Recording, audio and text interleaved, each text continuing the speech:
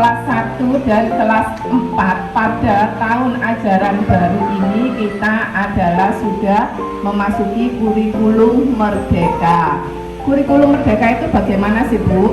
Kurikulum merdeka itu adalah kurikulum yang sekarang itu di mana anak harus belajar dengan senang. Sekolah harus menciptakan suasana dengan senang, bahagia. Dan siswa tidak dituntut untuk semua siswa, tidak dituntut untuk misalkan matematika semuanya, oh harus matematika pinter semua, tidak. Karena setiap siswa punya keterbatasan dan kemampuan masing-masing. Kalau siswa itu dalam akademik dia bagus, oke. Tapi ketika siswa itu dalam akademik dia tidak begitu bagus, maka kita tidak boleh memaksakan. Guru tidak boleh memaksakan anak itu harus sesuai dengan keinginan guru, tidak. Jadi sekarang nanti kita akan melihat di mana kemampuan dari siswa-siswi kita.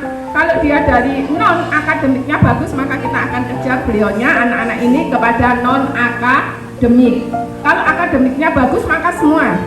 Tapi ini dapat terwujud bisa untuk hutan kota, hutan sekolah maksud saya, supaya anak-anak nyaman. Dan salah satunya ini adalah Bapak Fajar, yang lainnya beliaunya juga berperan di belakang parkir, dengan tahu parkir ya. Di sini sudah ada lahan yang ini nanti untuk bertani kecil-kecilan.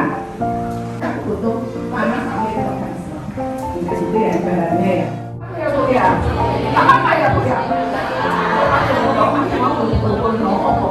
Dengan bacaan basmalah.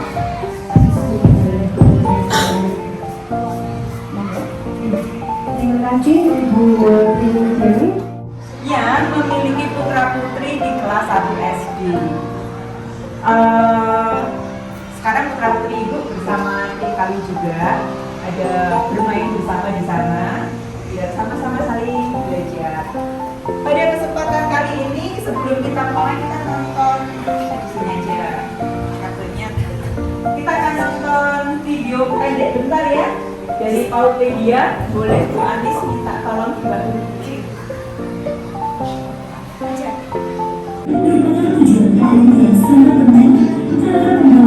Main, oke.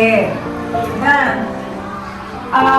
apakah Bapak Ibu yang putra-putrinya waktu di PAUD itu diberikan informasi dan edukasi terkait pertumbuhan dan perkembangan anak-anak? Boleh tahu contohnya apa yang biasanya diberikan?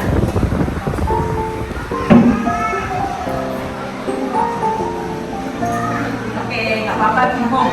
Ibu-ibu, kita cinta Indonesia, tetapi memang ini PR besar. Ini adalah pengakuan waktu itu Mas Menteri yang mengatakan bahwa ada beberapa dosa besar di instansi pendidikan. Salah satunya adalah ketika kanak-kanak itu ya, kita mengenalnya TK atau satuan PAUD itu sempat berada di ruang yang tidak seperti yang dicita-citakan Ki Hajar Dewantoro, yaitu ruang yang harusnya menjadi ruang bermain, ruang saling mengenal, bersosialisasi antar teman, membangun emosi. Dan kalau ruang bermain kan Bapak Ibu bisa bayangkan kan, kalau anak bermain itu pasti ada aktivitas aktif itu yang mengembangkan motorik halus, motorik kasar, berlatih mengenal teman, bahasa, kognitifnya dan lain-lain. Itu adalah salah satu yang waktu itu Mas Menteri mengatakan sebagai ya salah satu dosa besar, karena ketika akhirnya masuk SD tidak semua anak kemudian siap. Dan kemudian Bapak Ibu guru yang di kelas 1 SD kemudian menjadi seperti kadang punya PR yang besar sekali untuk mempersiapkan proses pendidikan di jenjang SD. Nah, sekarang kita akan masuk ke materinya. Ini adalah sebuah pengantar. Ada yang mengatakan bahwa seorang profesor itu belum tentu bisa melahirkan seorang profesor. Tetapi orang tua yang biasa-biasa saja itu bisa melahirkan seorang profesor. Mengapa? Tadi menunjukkan dalam video yang kita lihat, ketika orang tua itu siap, paham terkait tumbuh kembang anak, khususnya di usia tahun yang sering disebut dengan usia emas. Kalau di luar negeri itu bukan 0 sampai 5 tahun, tapi 0 sampai 8 tahun. Itu anak-anak dilatih peka dengan diri, peka dengan lingkungan, dan peka dengan banyak hal yang akan jadi modal dasar dia kelak kalau dewasa. Apa yang terjadi di usia 0 sampai 5 tahun, ini orang tua harus benar-benar paham. Biasanya orang tua pahamnya itu ilmu tumbuh kembangnya di 0 sampai dengan 1 tahun. Oh, anakku sudah mulai merangkak. Oh, anakku mulai berjalan. Oh, kalau masih bayi yang angkat-angkat kepala kayak gitu kan, paham kalau sampai 1 tahun. Tapi lepas dari itu 1 tahun sampai 5 tahun, ada yang tahu? Tapi sering juga nggak melihat bahwa kita harus gede kok ya nggak nambah-nambah. Orang tua tahu nggak apa penyebabnya? Nggak tahu. Terus pernah nggak mendengar kalau anak-anak di sini ada yang anaknya tidak merangkak waktu bayi? Merangkak. Besok. Ada orang tua yang kadang itu juga bangga kalau anakku pakai berangkat-berantakan, langsung masuk, langsung kamu, dia senang banget bangga karena menganggap itu keren. Padahal itu alarm. Anak yang tidak berangkat itu punya potensi, saya mengatakan punya potensi ya, dan kebetulan potensinya juga lebih besar mengalami masalah keseimbangan di otak kanan dan otak kiri. Biasanya bocah itu sangat sanggupi, mengalami. Ada yang pernah melakukan seperti itu dan merasakan seperti itu? Ya. Ada banyak fase tumbuh kembang anak itu yang hukumnya wajib dilalui itu.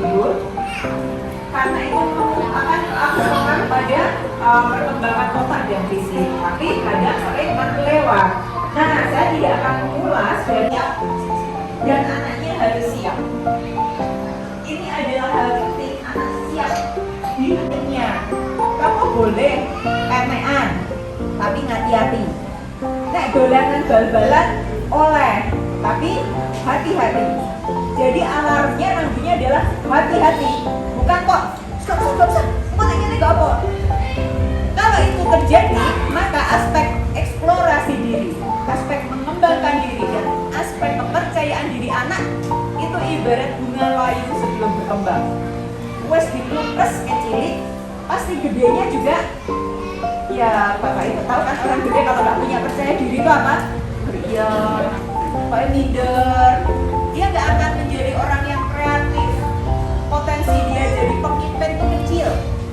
Pokoknya ini berganggih mau ngapain? Bapak ibu mau punya anak kayak gitu? Enggak ya. Terus yang kedua adalah mulai kuat berpendapat. Jadi ada fase pertama anak itu mulai mengungkapkan pendapatnya, atau kalau kita bilang mulai ngeyel itu tahun pertama umur berapa? Masuk usia 3 tahun. Itu adalah fase pertama anak mulai untuk bisa, kalau bahasa kita ngeyel. Terus fase kedua 5 tahun, wong tuane kita HP berkirim SMS BBA. Iya kan? Terus gak ngerti apa, terus anak aku lebih senior, lebih tua, aku ibu bapakku lama kalau ngeyel. Aduh, ini PR besar juga untuk bertanya. Terus yang ketiga adalah dia tadi sama ya, mulai senang bermain, mulai lebih banyak interaksi. Tapi salah kok konten ngakoni. Hah?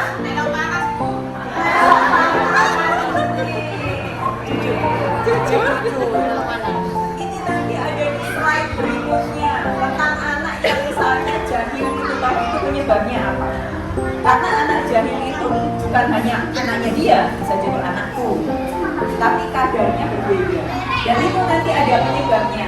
Kita ke slide nanti ya. Sekarang dia tadi mulai karena lebih teliti, maka anak-anak juga suka pekerjaan prakarya, suka pekerjaan yang mulai detil, kegiatan yang detil, makanya mulai dilibatkan dalam pekerjaan rumah tangga.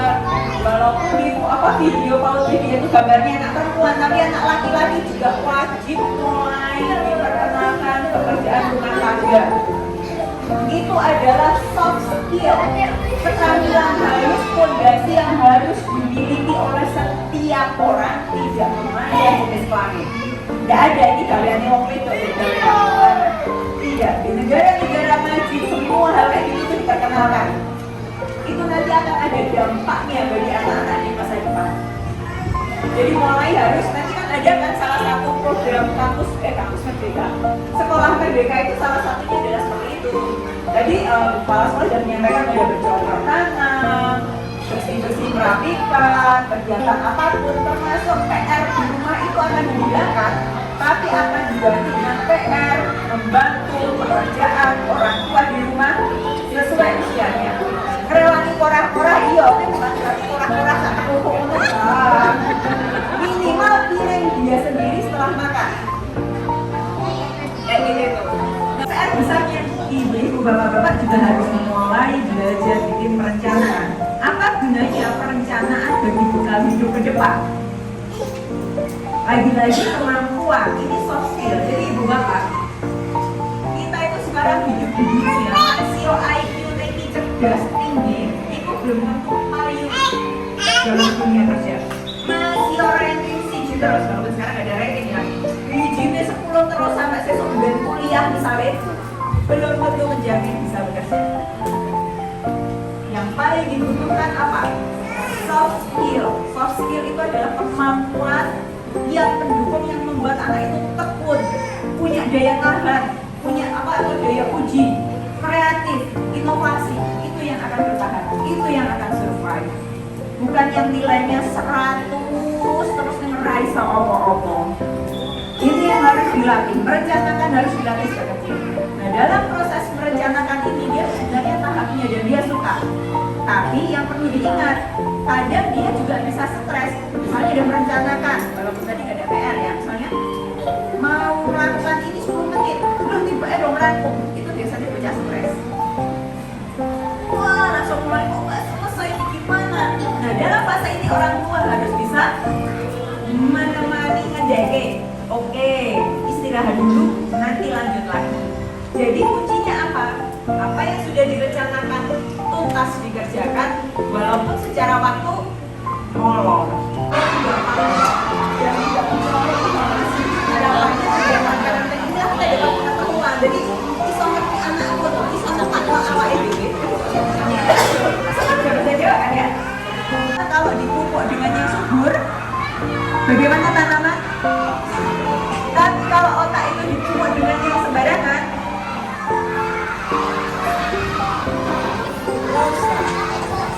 nggak subur, nggak pintar. Jadi mulai sekarang bapak ibu mulai kontrol jajan anak. Sewu, romewu, sedino makewu, tapi yang dipupuk nang kurang. Wes duitnya entek, habis, otaknya rusak. Punya harapan di sekolah kebet? Piye pinter nek ibu pupuk sing elek. Ini adalah PR. Dan gede ini beneran kan bapak ibu punya cita-cita anaknya kalau gede kan jadi anak hebat kan? Orang ini gerak pokok udah wah gede urusannya dia pokok udah enggak gitu kan?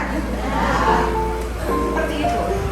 5.000 per hari tapi makanan enggak sehat. Uang tetap keluar, otak rusak. Fisik juga enggak bagus, sakit-sakitan. Nah, ini adalah penunjangnya tuh di makanan, istirahat, tidur. Sampai sini ada pertanyaan. Ada yang mau sharing maksudnya kita. Bagaimana anak-anak punya ngomong gitu kan? Ada yang seperti itu? Biasanya gimana terus solusinya? Ditenangkan? Ditenangkan gimana?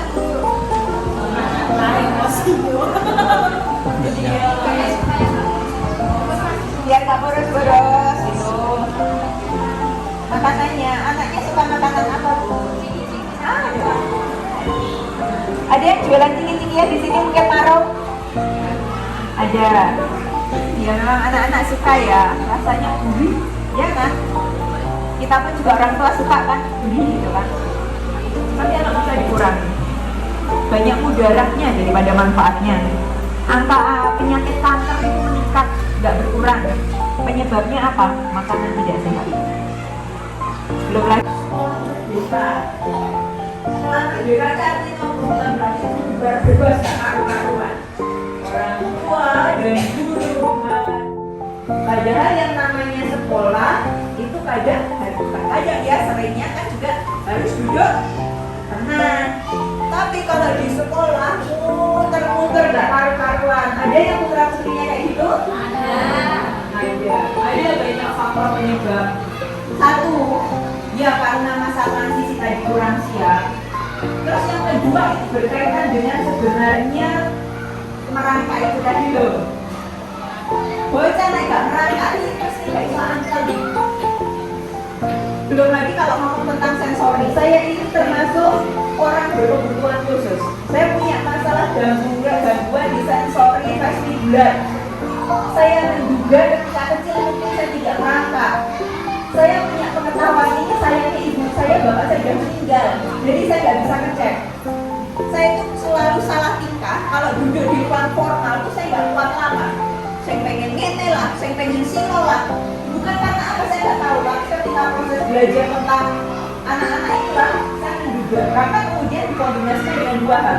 Saya kalau naik mobil nggak menghadap ke depan, duduk di depan mesti mabuk.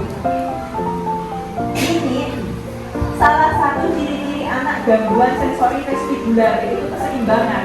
Jadi bapak ibu jangan ujuk-ujuk tengok.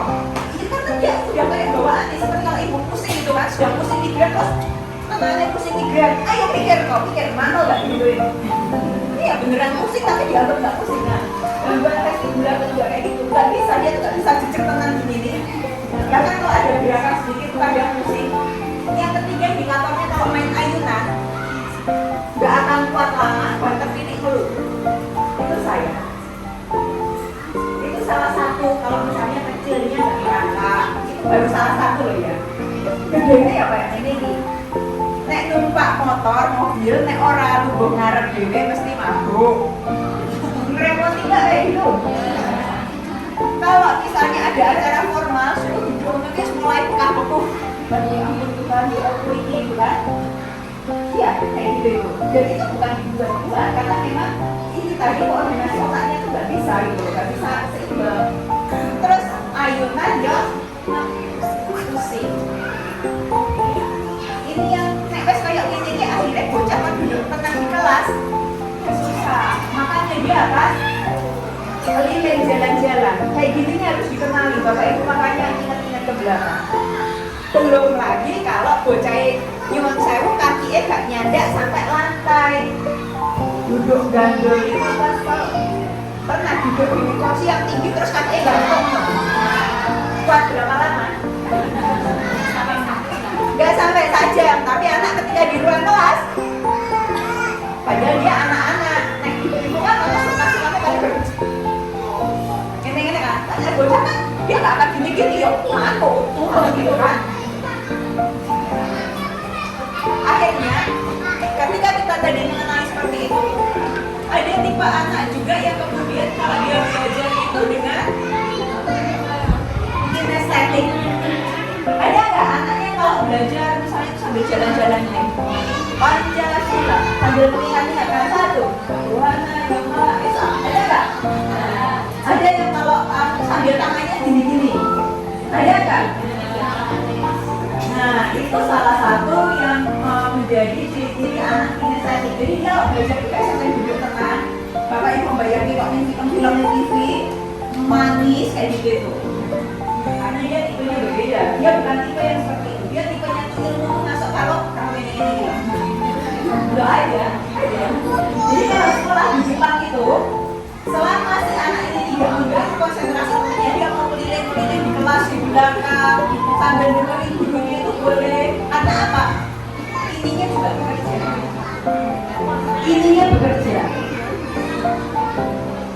Bapak ibu harus kenali. Terus yang kedua ada juga tipe namanya kita masuk misalnya ke auditory. Dia mengandalkan telinga. Jadi kalau belajar itu pasti akan misalnya sambil dengerin musik bisa, baca lagi sambil dengerin musik itu bisa. Terus kemudian hanya mengandalkan penjelasan gurunya ngomong apa itu langsung terekam kuat.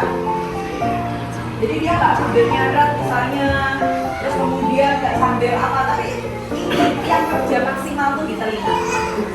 Terus ada tipe anak yang belajarnya itu kuat di mata.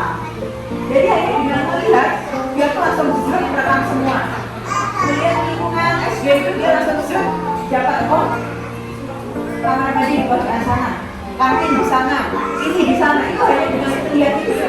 Tapi ada orang yang harus mengajarkan lihat, oh baru dia ingat